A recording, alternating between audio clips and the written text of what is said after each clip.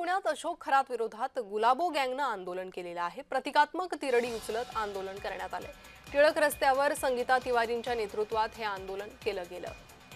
तर अशोक खरात विरोधात संतापाची लाट राज्यभरात पाहायला मिळते। गुलाबो गँगनंही संताप व्यक्त केलेला आहे।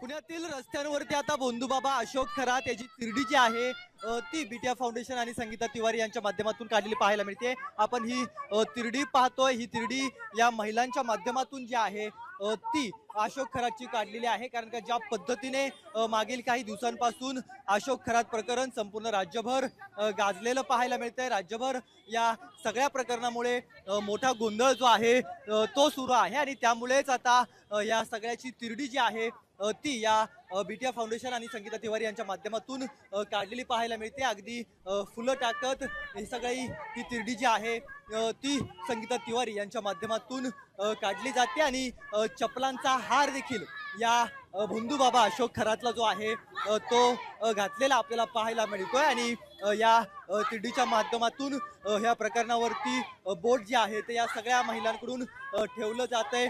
संगीता तिवारी पुढे आपल्याला पाहायला मिळत आहेत।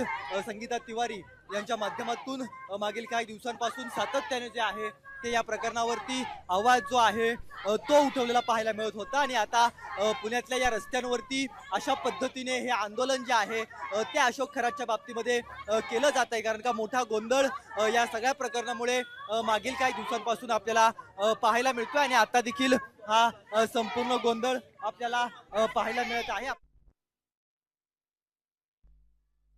अत्याचार करत होता, बलात्कार करत होता आणि अशा या बाबाच्यावर चौरंगा किंवा फाशीची कारवाई झाली पाहिजे। कसली एन्क्वायरी करताय? एवढे पुरावे समोर आहेत, एवढे व्हिडिओ समोर आहेत, कसली चौकशी? आणि त्यांच्या ज्या मार्केटिंग ऑफिसर होत्या, त्यांच्या मार्केटिंग ऑफिसर कोण होत्या? तर चाकणकर बाई, ज्या महिला आयोगावर महिलांच्या सुरक्षेसाठी होत्या। म्हणजे कुंपण शेत खाते, रक्षकच भक्षक होत आहे। तर त्या चाकणकरांना अटक व्हावी म्हणून आम्ही सर्व महिला रस्त्यावर उतरलो।